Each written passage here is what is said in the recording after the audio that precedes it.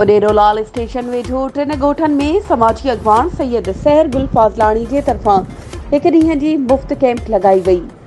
ख़बर मूजिबि उॾेरोलाल ॻोठ आशिम बुरफत ॻोठियार मोहम्मद खोसो ऐं फाज़लाणी मोरी ते कैंपूं लॻायूं वयूं, जंहिंमें मुख़्तलिफ़ बीमारियुनि जो इलाज ऐं दवाऊं ॾिनियूं वयूं। इन हवाले सां सैयदा सहर गुल फाज़लाणी जो चवणु हो त असां हर उन ॻोठ में कैंप क़ाइमु कराई आहे जिते अॻु कंहिं बि सरकारी तोड़े सोशल माण्हुनि को ताउन नाहे कयो। हुन जो चवणु हो त मुंहिंजी कोशिश आहे त हर उन बहिराड़ी वारे इलाइक़े में वञा ऐं ग़रीब मिसकीननि जी पंहिंजे वस आहार मदद कयां।